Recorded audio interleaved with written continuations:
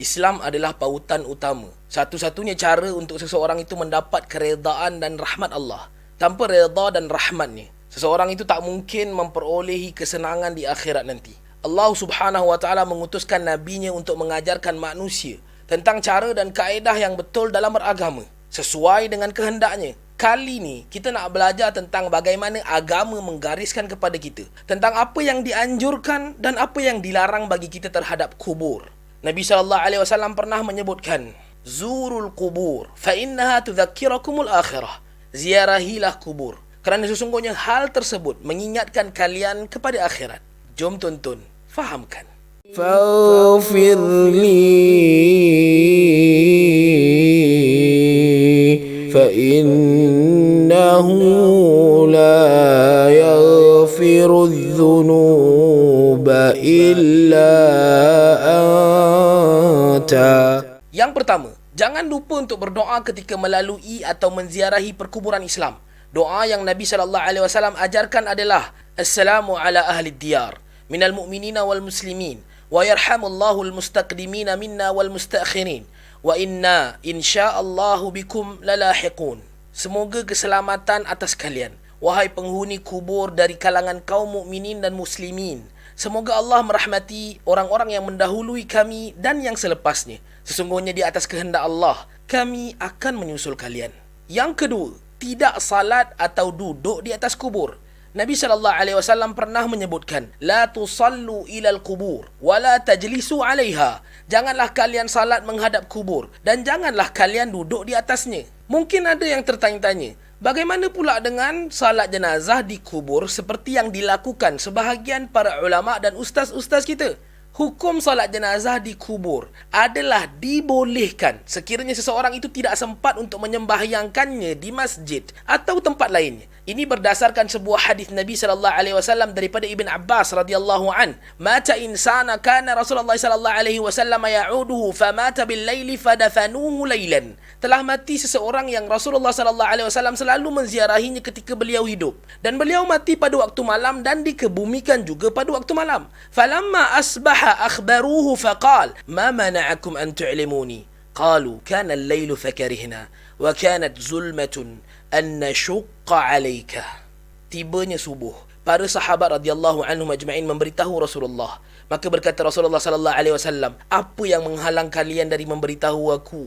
Mereka berkata, telah malam dan gelap dan kami tidak mahu menyusahkan engkau. Fa'ata qabrahu fa shalla alaihi. Maka Rasulullah sallallahu alaihi wasallam telah pergi ke kuburnya dan menyembahyangkannya. Selain dari salat jenazah pada situasi ini, sebarang salat adalah dilarang. Yang ketiga, tidak menyembah, memuja, beribadah atau meminta dari ahli kubur. Dalam hadis Abu Hurairah radhiyallahu an, Nabi sallallahu alaihi wasallam bersabda, Allahumma la taj'al qabri wathanan, la'anallahu qauman ittakhadhu qubur anbiya'ahum masajida. Ya Allah, janganlah engkau jadikan kuburan aku sebagai berhala yang disembah. Allah melaknat suatu kaum yang menjadikan kuburan nabi-nabi mereka sebagai tempat-tempat ibadah. Konsep berhala itu adalah dijadikan sesuatu yang manusia meminta kepadanya, termasuklah menghiasnya, meletakkan sesuatu padanya, ataupun sehingga mengagung-agungkannya dengan ritual-ritual tertentu, ataupun tempat untuk mengadu masalah. Kubur itu bukanlah masjid untuk manusia beribadah padanya. Sedangkan kubur para nabi yang mulia juga dilarang. Takkanlah kubur para wali boleh jadi lebih tinggi dari mereka untuk terkecuali dari larangan ini, kan? Yang keempat, tidak menyebutkan perkataan yang keji atau buruk. Nabi SAW bersabda, Fazuruha wa la taqulu hujran. Ziarahilah kuburan dan janganlah kalian mengatakan perkataan yang keji. Perkataan yang buruk itu termasuklah dalam bentuk mengadu atau meratap, atau perkataan menyesal dengan kematian si fulan dan si fulan, menangisi pemergian mereka ataupun berteriak. Yang kelima, anjuran membuka kasut atau selipar di kubur. Satu hari ketika Nabi SAW sedang berjalan, tiba-tiba pandangan baginda tertumpu kepada satu arah. Ternyata baginda melihat seorang lelaki berjalan-jalan di celah-celah kuburan dengan mengenakan sepasang terompah. Maka baginda SAW pun bersabda, Ya sahib as-sibtiyataini alqihima. Wahai pemilik dua sandal, lepaskanlah kedua-dua sandalmu. Ulama berbeza pendapat berkenaan hukum memakai kasut di kuburan. Di sisi mazhab Syafi'i, ia tidak menjadi masalah. Namun di sisi mazhab Imam Ahmad, ianya adalah makruh.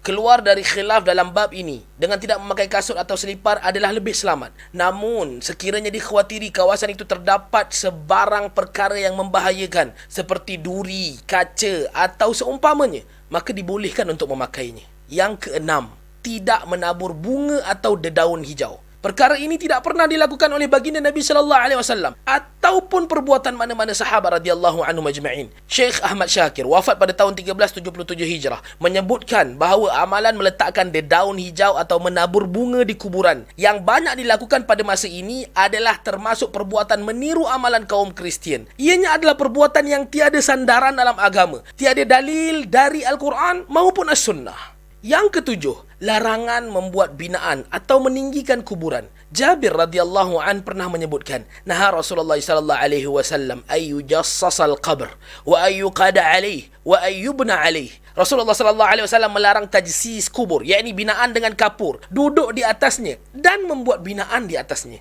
Dalam riwayat yang lain ditambahkan dengan lafaz au yuktaba alaih, yakni melarang ditulis di atasnya. Al-Imam Nawawi rahimahullah ta'ala wafat pada tahun 676 Hijrah menyebutkan, adapun binaan atas kubur, yakni yang dibina atas tujuan menjaga kubur dari rosak, sekiranya tanah kubur adalah milik pembina, maka ianya makruh. Sekiranya ia adalah perkuburan awam, yakni termasuk tanah wakaf, maka sebarang binaan di atasnya adalah haram.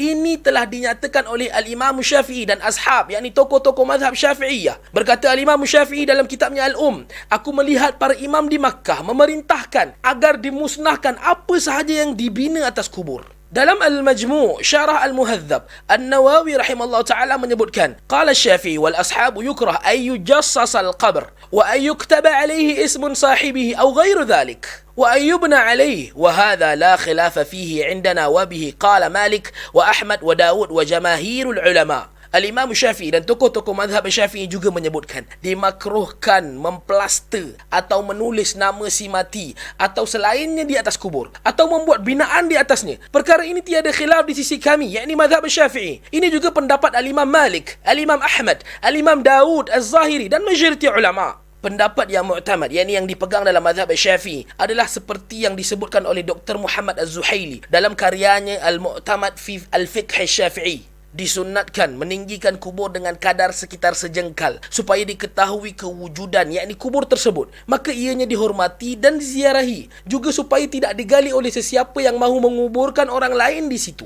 Beliau menyebutkan lagi, dimakruhkan tajsis, yakni memplaster kubur, membuat binaan di atasnya dan menulis nama si mati atau selainnya. Dapat sesuatu? Al-Khalifah Online #berkongsi manfaat. أبوء لك بنعمتك علي وأبوء بذنبي فاغفر لي فاغفر لي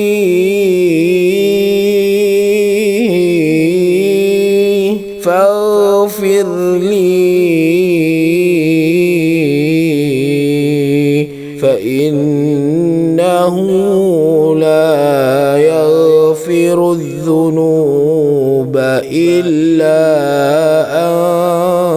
أنت